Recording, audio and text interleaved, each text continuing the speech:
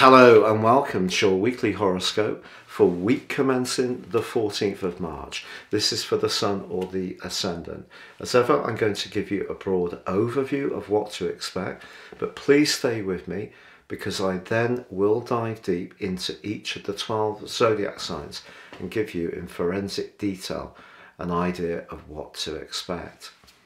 Now, the sign of Pisces is very much the end of the astral journey, and next week the Sun is going to be moving through the vernal point and we start through the spring equinox, the new astral year.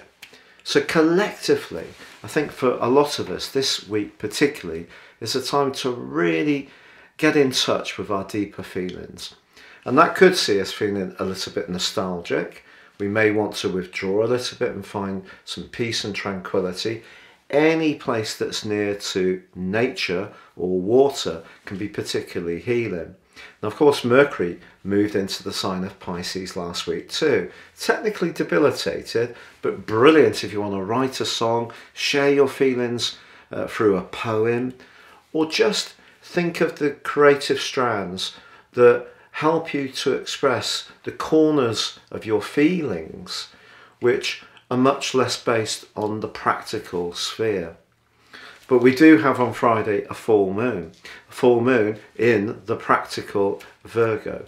So that full moon asks us to balance the energy of the new moon that occurred earlier this month, which of course embraced the buoyancy of Jupiter, to find a balance between those more ethereal energies of Pisces and the more practical reality of Virgo. So if you do find yourself feeling that you want to be in a much more spiritual or healing dimension, I think your timing is impeccable this week. But the Virgo energy is saying to try and integrate it into the more physical way that you're leading your life. So if escapism really appeals to you this week, that full moon is saying important to consider issues like nutrition, exercise, life organisation, and just making sure that we see tangible progress. So we can all float off a little bit with this Pisces energy, but that can make it all the more evocative. Now, on the back of that full moon, Pluto from the middle of this week is angling into the Sun, but it's in a very positive way, in a sextile. The Sun sextiling Pluto can see internal changes or physical changes in our reality. A sextile 60 degrees constructive. But also from the middle of the week, the glorious alliance between Venus and Mars, fantastic for socializing, that comes into an abrasive right angle with Uranus, the planet of truth, but also of freedom. And the freedom fighter is now in a sign, or has been for some while, that it's not so comfortable in, the sign of Uranus. Now, of course, world peace has been shattered recently. The last time Uranus was in Taurus began in 1937, I think. And of course, that followed with the Second World War. So a lot of turbulence in the world. And I think next week, after the vernal equinox, Mars does come into an exact square with Uranus, which can be testing, particularly in terms of very sudden, unexpected, and very sort of forceful events are possible. But in our own situation, the combination of Venus and Mars in Aquarius is very much about our higher values. And Uranus rules the sign of Aquarius, so there is a kind of, it's the modern ruler, so there's a kind of receptiveness. So when it comes to our financial affairs, which is the physical plane of Taurus, I think it's best not to be too idealistic. So for example, if a friend, very Aquarius, suggests getting involved in some kind of get-rich-quick scheme and you feel the impulse to join in, I'd just slow down, because Uranus squaring Venus and Mars can make us very sudden in our movements, much more impulsive.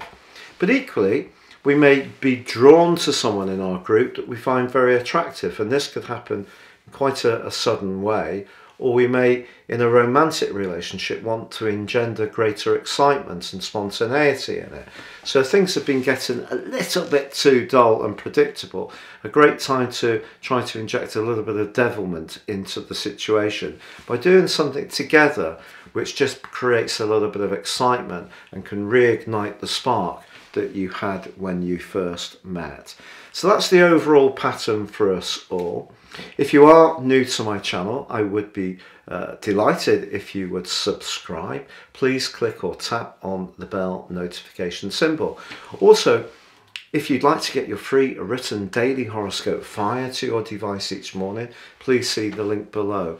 And you can get your 12-month forecast and character analysis based on your personal astrology, time, date and place of birth, and ascend above this Zodiac broadcast by seeing the link below and get 30% off with my special offer package. Hello Virgo, and welcome to your weekly horoscope for week commencing the 14th of March. Last week your ruler Mercury ingressed into the sign of Pisces, your opposite sign.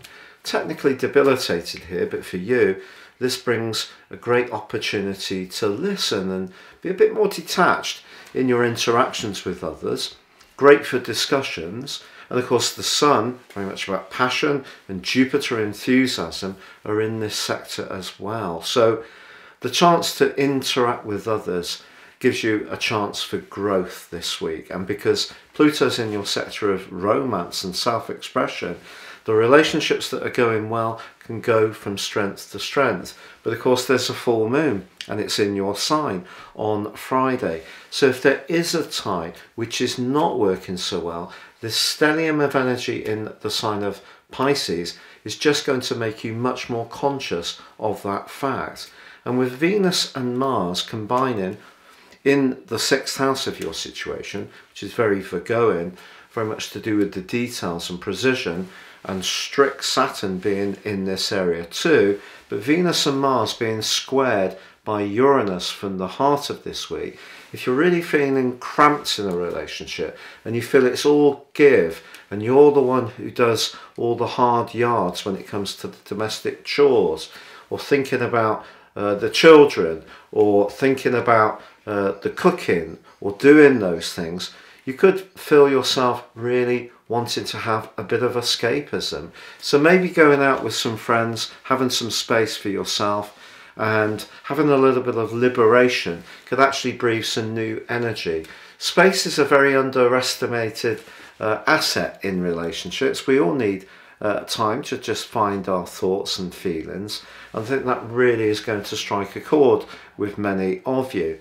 But certainly this can also be a great opportunity with Uranus squaring with Venus to try to be a bit more inventive, to put that flame of passion back into the situation by not just getting caught up in the mundane.